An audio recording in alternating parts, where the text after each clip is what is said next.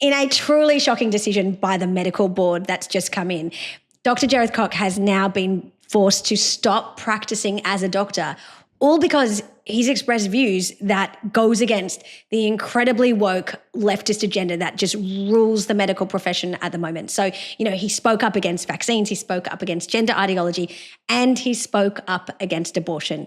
And he did this all on his private social media account that only his friends could see, but it was weaponized by activists who have now used that weapon like an arrow against him, and he no longer gets to be a doctor.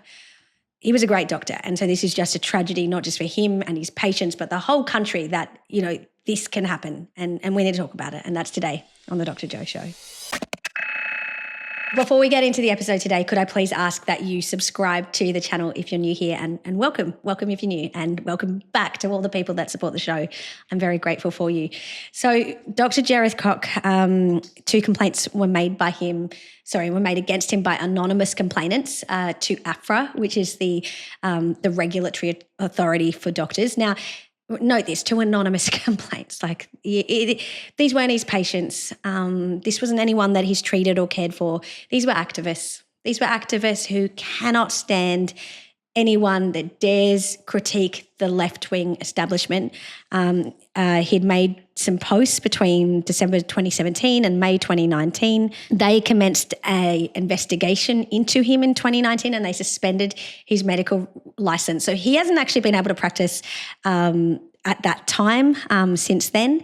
And now finally in 2025, we have a tribunal decision just in which finds professional misconduct, and now he can't be a doctor. So this is a shocking decision because, first of all, it just shows you how anonymous activists can weaponize these complaints mechanisms against people who really have done nothing wrong, but because it goes against their agenda, their ideological agenda. This is not about whether he's a good doctor. This is not about medical malpractice. This is not about patients dying or getting harmed under his watch. This is literally because of social media posts he made to a private group of friends. None of his patients even saw these posts. There was no evidence of that. They literally caused no harm to anybody, but the activists don't like it. And I've got another episode about, because you might be thinking, well, I'm not a doctor, this could never happen to me. But the reality is, if you live in Victoria, or heck, even if you live outside of Victoria and you offend a Victorian, you can now get captured under the hate speech laws and you can get taken to the tribunal, not the medical tribunal, but the equality tribunal, and you can get in trouble there. And in fact, for this very video, because I'm criticising this whole thing, this potentially opens me up, to one of those claims. So this is ridiculous. And I want to say at the outset, the real problem here is we just don't have a right to free speech. That's the calculus that is being weighed up in this case. He's making posts that, in the tribunal's words, denigrated, demeaned and slurred medical practitioners who perform abortions and recognise and treat gender dysphoria, and who recognise that people who are transgender are not suffering from a mental health condition. So the establishment says abortion is healthcare and you can kill babies right up until birth.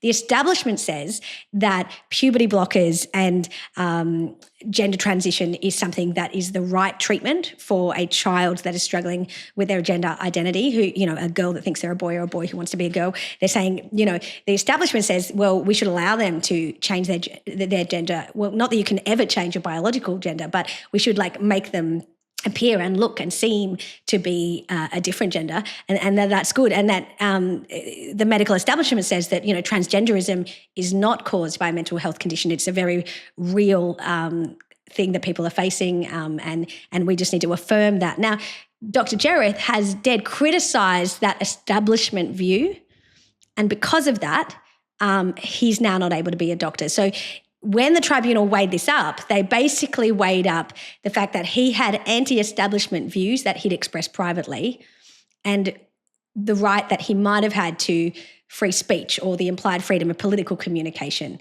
And they said that, well, this didn't matter because he did this, because the anti-establishment views were so bad and so egregious that they amounted to the level of professional misconduct. So you might be wondering, what did he actually say? What were the posts that Dr. Jareth posted? So as I said, there were posts on a number of topics, but the ones on abortion were these. So he equated abortion with murder in one post. In another, he referred to abortion as baby killing, and thereby calling doctors who perform abortions baby killers and killers of babies. He referred to abortion as the slaughter of human beings. He referred to abortion as industrial scale massacre of babies. He implied that abortion doctors are contract serial killers, and he wrote a comment on a website referring to doctors as butchers when they perform abortions. So let's go through these posts one by one. The first one, abortion is murder. So equating abortion with murder makes sense, because what is a child in utero? They're a human baby. If they're not a human baby, what the heck are they? And they're innocent because they haven't done anything wrong. And so when their life is ended, when they're killed, which is what abortion is, it intentionally kills the baby. It terminates the pregnancy. The only way to do that is to kill the baby. Therefore, abortion is murder. Now, it's not legal murder under the law because abortion is legal up until birth for any reason in Australia, but that's just a technicality. If it kills an innocent human being, then it is murder to kill them. And as Dr. Jareth says in his statement to the tribunal, as a Christian, I believe that life and personhood begin at conception. I consider that there is no biological basis to regard a human fetus as anything other than a unique human person who is as entitled as any other human person to have his or her life preserved and protected.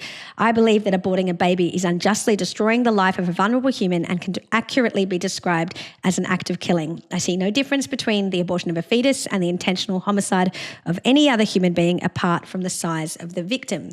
And so then his next post, which refers to abortion as baby killing and calling doctors who perform abortions baby killers, well, that's logically consistent with his position, which is also the truthful position that abortion kills babies and abortionists kill babies. Now, it might not make them look good. It might make them uncomfortable. And indeed, it may be legal, which it is. This is a legal way to practice medicine in Australia.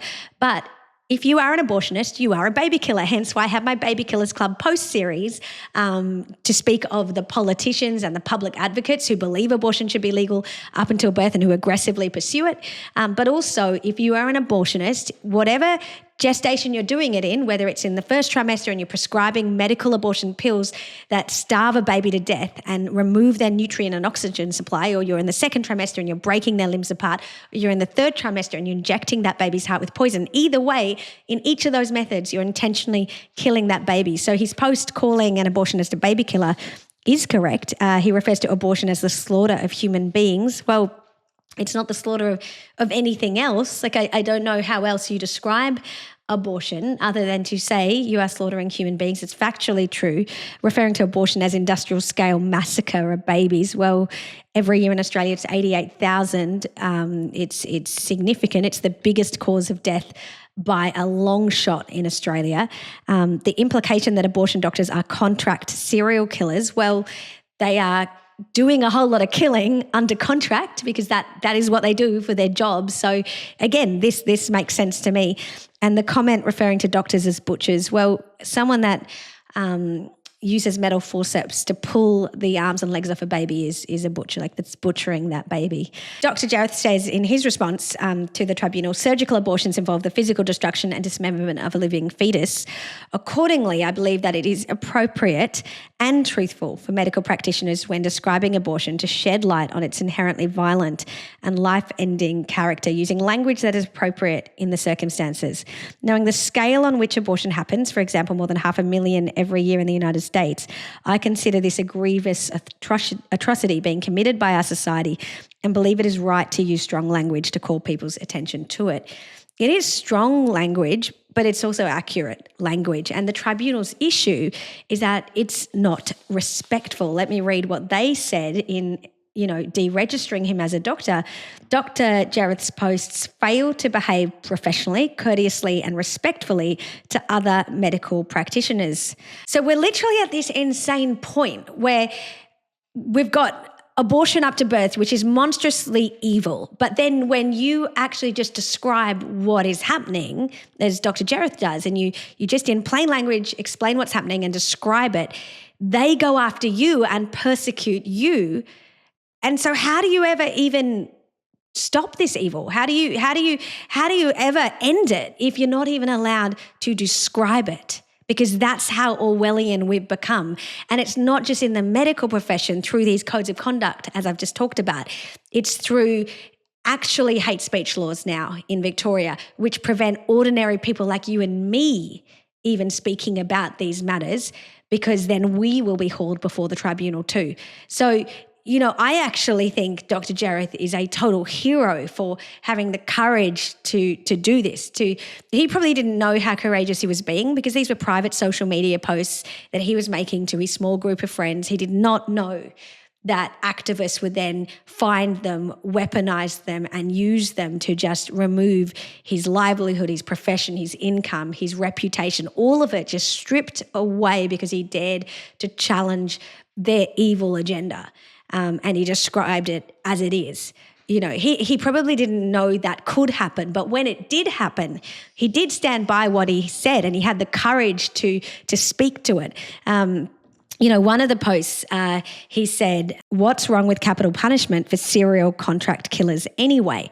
And the tribunal said, well, this was him inciting violence to abortionists, when they're really clutching at straws here, aren't they? Because that's not what he's saying. Let's take what he said. So he said, what's wrong with capital punishment for serial contract killers? So he's saying abortionists should get the death penalty. It's morally consistent with what his position is. If abortion is murder and abortionists kill babies, then he advocates for a system, or he's okay with a system where they receive capital punishment through a proper process. He's not encouraging people to just do spontaneous acts of violence against abortionists.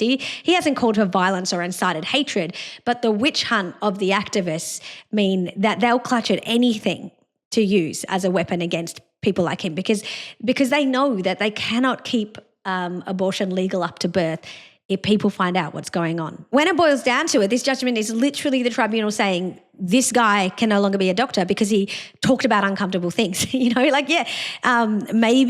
it is not, dinner party conversation to just come out with abortion is murder, abortionists kill babies, and, abortionists deserve the death penalty. There should be capital punishment. But you're allowed to call for a change in the law. You're allowed to say that that's where I think it should be. In a free country, you're allowed to discuss ideas and debate ideas, even if they make you feel uncomfortable. In fact, the tribunal said that they felt that the post about abortion being murder equates abortion with murder, and therefore denigrates, demeans, and slurs medical practitioners who provide abortion treatment to patients.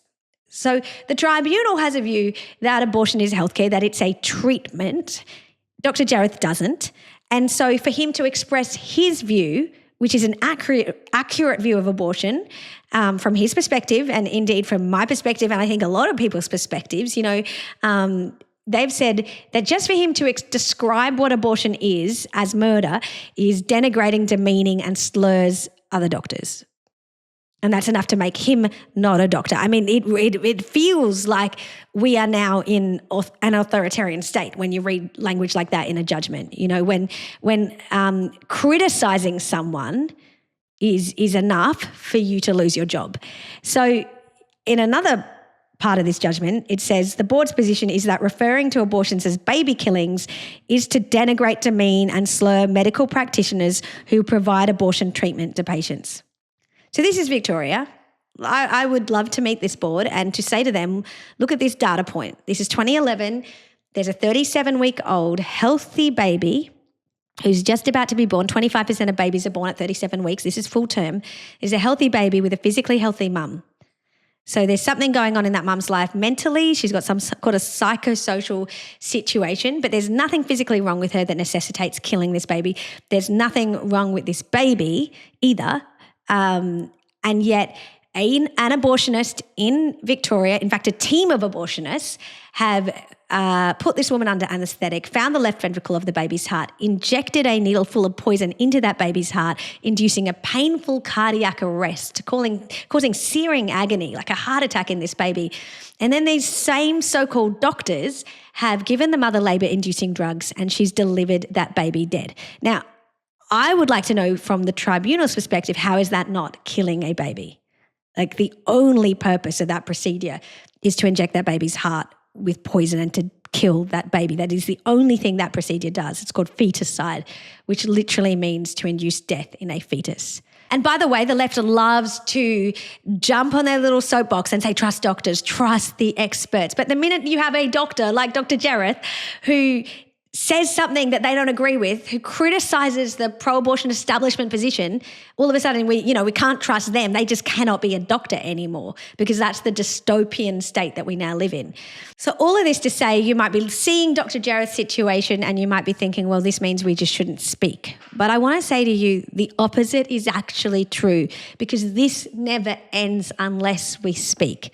And Dr. Jareth is a hero for his courage in standing by his convictions, in speaking assertively of the truth to the tribunal, of withstanding all of this persecution, because he's a Christian doctor and he believes this no doubt from a perspective of human rights and philosophy, but he also believes it from a perspective of religion. We don't have freedom of religion if a decision like this can be made in our country. And it's not just Dr. Jareth under threat, it's all Christians. But we also don't have freedom of thought and freedom of belief and freedom of speech and freedom of expression. So every Australian, whether you're religious or atheist or agnostic or anything, should be concerned about a state of play like this, a situation where a judgment like this can be handed down. And it wasn't reported in any of the mainstream media. It's not considered a story because it's just the law. Abortion is legal up until birth.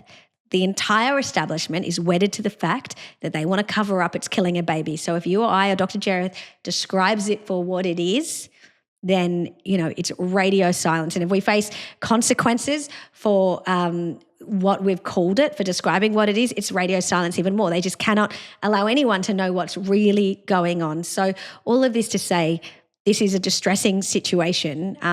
Kudos to Dr. Jareth. We need more Dr. Jareths. And please share this video and support this channel because this is actually how we get the truth out. And I also want to do a shout out to the Human Rights Law Alliance, the law firm that represented Dr. Jareth in this case, and all of the people that donated to him to support him and his family. And we wish him the best for the future. And I look forward to seeing you next time on The Dr. Jo Show.